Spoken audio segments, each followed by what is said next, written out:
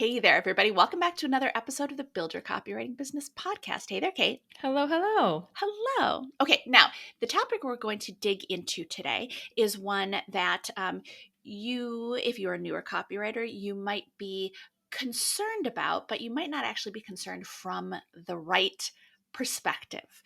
I know sometimes when you're new, you can be feeling a little less confident about yourself, even though CCA students, you've done all the practice, you've done a lot of work, so much more about copywriting than your would-be clients. You have a lot to bring to the table, but sometimes we can be nervous about that. That's fine. There will be jobs when you've been doing this for 20 years that you get nervous about. We don't want that self-doubt to creep in, even though it may pop up, right? We don't want it to creep into interactions, even though it may pop up. And so what we're going to talk about today is how some of that self-doubt might creep into conversations and interactions, and not just self-doubt, but also habits and other little ticks or what's the word I'm looking for, activities that you might not even be realizing you're doing that is actually marking you as an inexperienced copywriter to your prospective clients. Yeah, and even when you have experience as a copywriter and you've had clients and you've been doing this for a while, there still might be things that you don't even know are happening and going on that still mark you as inexperienced, even when you actually are experienced. So even if you're like, well, I've been at this for a while, still keep listening to make sure that you're not doing any of these things, or any of these things aren't sneaking in without you realizing it. Yeah, and we're not talking about fake it till you make it. We're not talking about we're just talking about putting your best foot forward. And the things that we're going to talk about in this episode are not your best foot forward. So when you're prepared, then you can put your best foot forward. Okay, number one, and you've heard us talk about this before if you listen to this podcast, but we're going to say it again: mixing copy and content. So you might even have clients that mix copy and content, and fine, they don't know any better. But the vast majority of clients will know that there is a difference between copy and content. And so if you're mixing the two together and saying copy when you mean content, or vice versa, or on your portfolio site, they're not separated, because as you know, you need them in separate places on your portfolio site, clearly marked, this is my content work, this is copy work. You need to demonstrate that you know that they are two different things, that they have two different skill sets, that you know what to do when you're writing copy, you know what to do when you're writing content. Yeah, as a professional, you know that you approach those projects in different ways and they have different goals. And if you are conflating the two on your website, it does not speak well.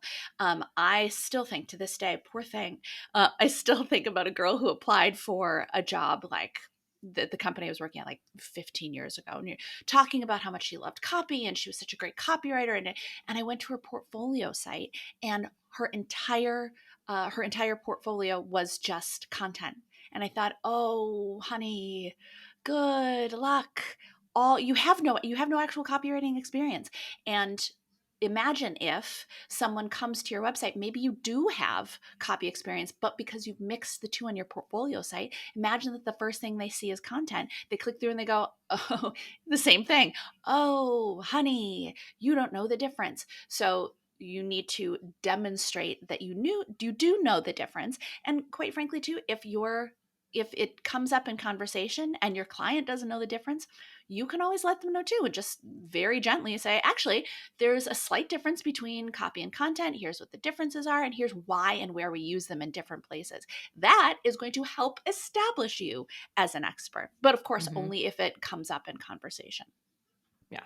And if you're still a little unsure about the difference between the two, we will link in the show notes to the episode where we go over the differences between copy and content, so that you can refresh and make sure you're feeling good about those differences, and that if it does come up, that you're ready with an answer to communicate that to your clients. Because obviously a really long blog post is going to be very different than someone who needs someone to write banner ads or emails, and just the thought process that goes into that is very, very different. And so I would be very hesitant to work with someone who only had blog posts and bring them on for a project where I needed very, very short copy, I wouldn't necessarily have the confidence that they would know how to approach that project. So you want to make sure that you're demonstrating to your clients that they can feel confident in whichever thing that they're hiring you for. Absolutely. Now, I just said you can let your clients know the difference between copy and content if that comes up in conversation. Mm-hmm. However, there's one time that you don't want to be educating your Mm-hmm. clients, and that is about the efficacy of copy. Now, you might be like, Mm-hmm. but wait, what? Wouldn't it be my job to tell them why copy is important? No, it's your job to tell them why you are the person that they should hire. It's your job to tell them how working with you will benefit their business. But if someone has come to you, or if someone is on a call with you, someone is interested in hiring you to be their copywriter, that's not the time when you need to tell them why copywriting is important. They're already halfway there to hiring you. They're already evaluating you to be their copywriter. You are going to be wasting time and wasting energy by spending some of that time explaining to them why copywriting is important. It's like if you had an electricity job that you needed done in your house, and you invited over a couple of different electricians. You're talking with them to see who's going to be the best choice, and one of them spends the first 15 minutes saying, okay, here's why electricity in a house is so important. It's a waste of time. And you don't want to work with someone who doesn't understand that you're already past that point and you're ready to make the decision in your business, in your home, in that case, in that weird example, and for your client, ready to make that step in their business. Mm-hmm. And the most common place that we see this happening is on your portfolio sites. When people open up the first heading, that most valuable piece of real estate where you want to communicate the benefit of them working with you specifically as a copywriter, and you're using that space to say, copywriting is so important, messaging is so important because it'll help you get more sales. They know that. Why is what you're going to do for them and your messaging going to be the one that they should move forward with versus another copywriter, any of the other copywriters that they could work with? And this is really the first, it may be the first experience that you need to kind of put on your marketing hat and think about the customer journey. And in this case, the customer is your prospective client. And so at this point, their step one, you either sent a pitch or they identified a copywriting need on their own, and somehow maybe they found your website, probably from your pitch. Getting there organically, maybe. But so they're already at that next step. And so they're evaluating you now, and they're deeper in. They're sold on copywriting. Now they need to be sold on you. And then they're going to hopefully move forward with you. Mm-hmm. But they're going to do that if they know why they should go with you. And if they don't know why they should go with you, then they might not actually move forward with you. And they might see that educational copy and think, oh, this person's brand new. They don't even understand where I am in the consumer journey. How are they going to write copy for me if they're not going to understand where their piece of copy fits within the consumer journey? Mm-hmm. So you really need to demonstrate to them that you understand the basics of that journey. Yeah, absolutely. Well, and along with that, our CCA students who have been through our course about building your portfolio site, and actually also the portfolio site podcast episodes that we've done, along with that, something I always look for, especially in marketers' websites and certainly on copywriters' website, is making it about yourself Mm. versus making it about your customer needs. I see a lot of this. Interestingly, we get pitched by a lot of copywriters, and I want to kind of say, all right, first of all, look at your market. But anyway, we see a lot of people writing their website focused on themselves. I this, I'm passionate about writing for this reason. This is my experience. This is my life. And that's awesome.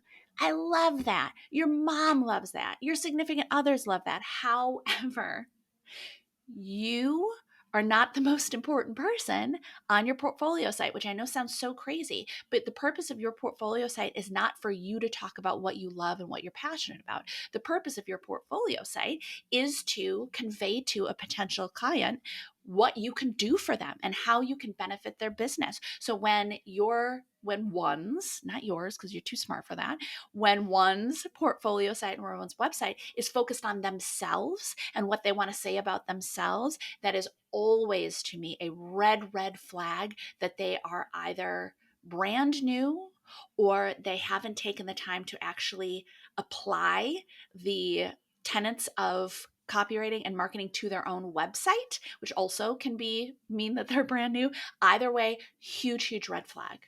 Mm-hmm.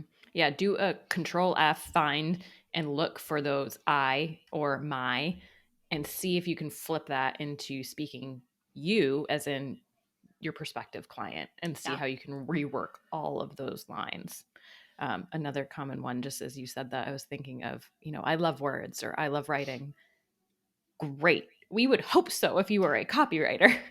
So look for those common things where you're like, okay, any copywriter would hopefully say this. Mm-hmm. Any copywriter is going to be concise and have concise messaging. So looking beyond what is the role of a copywriter and how you take that to another level and help your client and help provide the best service to your client with what you do. Yeah, asking the question, does my prospective client need to know this? Do they need to know that you love words or that you discovered your passion for words in high school? No, again, I say this with so much love, and I'm so glad you did discover your passion for words in high school, but that's not something that is useful to your client. And your target audience for your website is your client. All of the principles of copywriting that you have learned and perfected, I was going to say perfected, you need to use on your own website as well. Mm-hmm. And speaking of websites, if you don't have one, that's another mark of a brand new copywriter. You want to come across as the professional that you are. And so it is important. You might start pitching, you might start landing clients without one, and that is great. We totally support that. But that doesn't mean you can go forever without creating a portfolio site. You need to create a portfolio site. Mm-hmm, absolutely. And then I would tag on to that. Again, like Kate said, don't wait to get started until you have it up there. But a certain level of client is going to expect to see that website. Mm-hmm. Most of them will. But also beyond that, you need to have a portfolio section on your website. I see a lot of, I don't want to say quote unquote copywriters, but maybe I'll be just a little bit snarky and say quote unquote copywriters. You have no proof. Copywriters who have a website but have no portfolio section on their website. Well, you can say up and down all day long what a great copywriter you are and what great work you're going to do for me and all that kind of stuff. But if I don't see it, then I'm not going to believe it. I could tell you I'm the most amazing race car driver in the world. I'm the fastest, I'm the best, I'm the greatest. But if you've never actually seen me drive a car, guess what? There's no proof and no reason for you to believe me.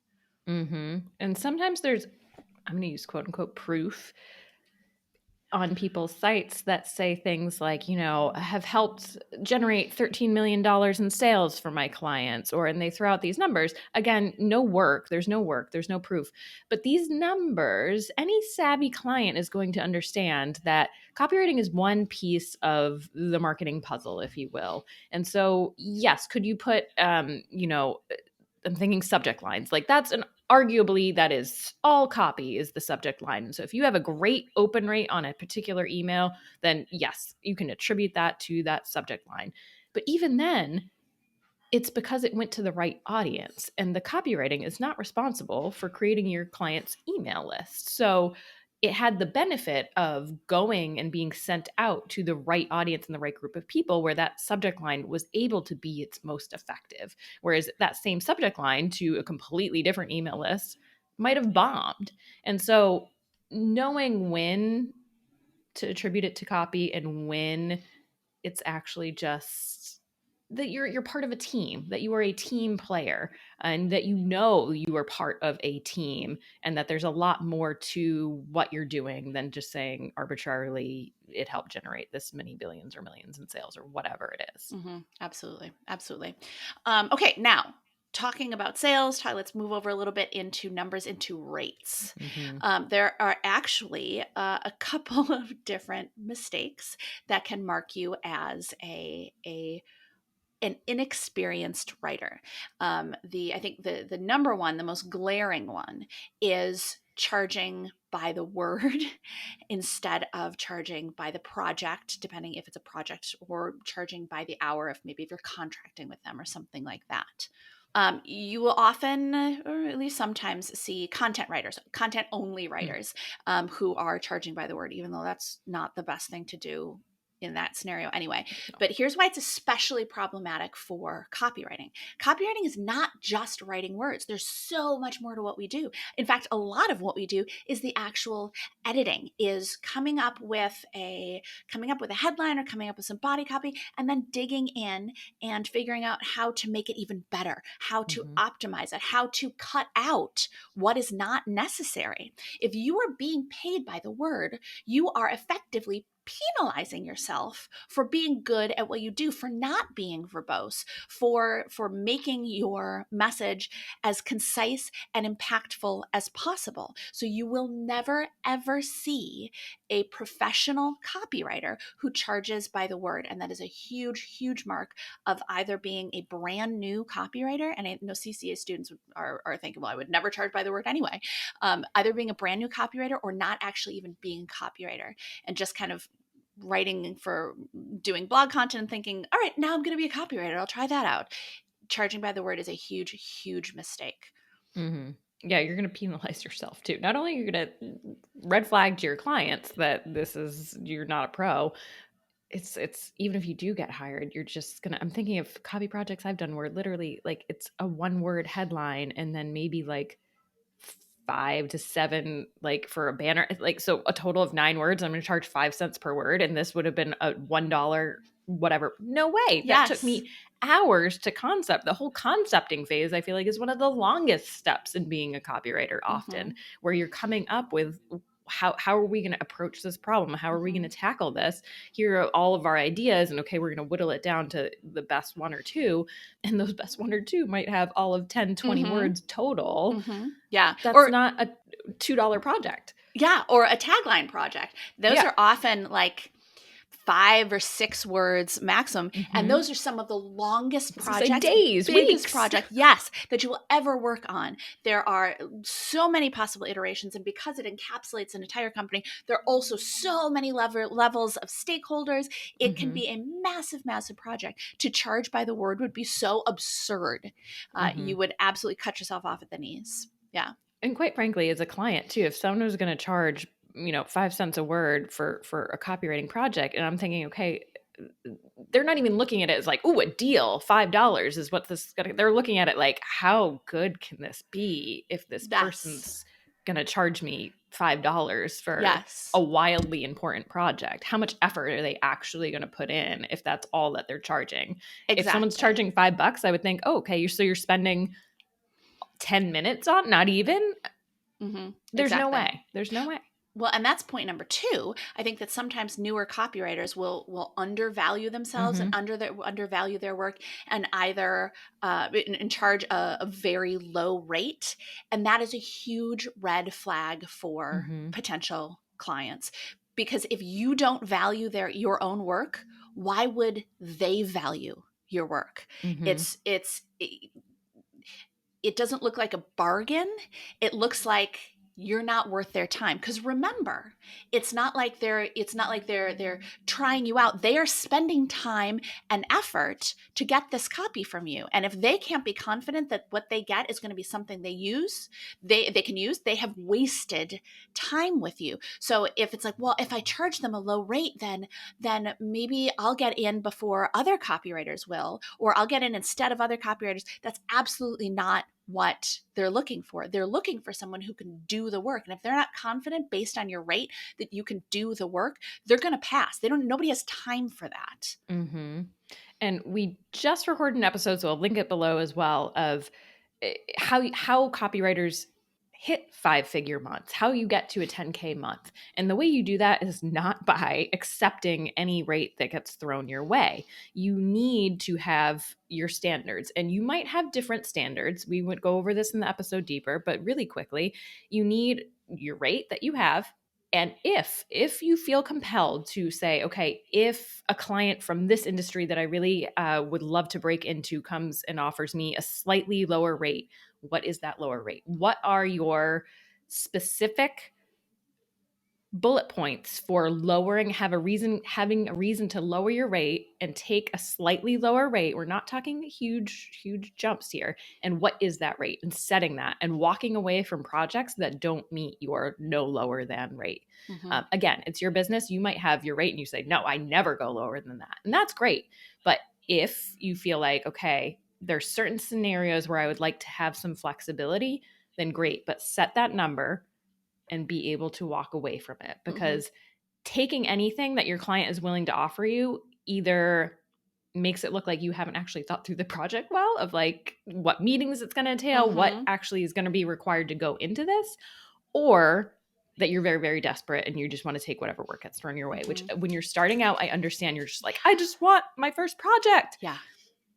Be very careful of spending time on things that aren't actually going to move your business forward in the direction that you want to go. And because that time is now taken up and you can't spend it on clients that you actually want to work with. Well, and neither one of those messages to the client are good, right? Like either I'm desperate, or I have no idea what I'm doing, or I haven't thought through the project, so there's nothing real behind the estimate that I gave, or the quote that I gave them. None of that is a good message.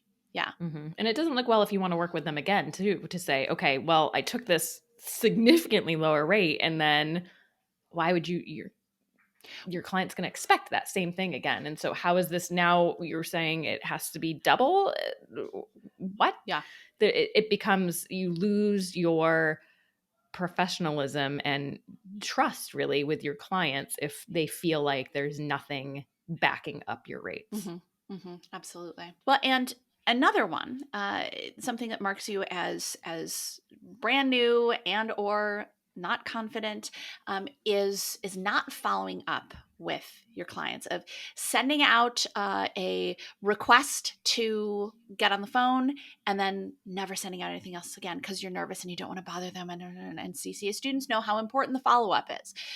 Or sending out your quote and then being like, oh my gosh, I think they must have thought it was too much. They haven't. And then not following up there, or having a conversation with a client and then not following up, or even in the middle of a project, not following up. You not reaching out is not you not bothering them. You not following up is you not being a professional.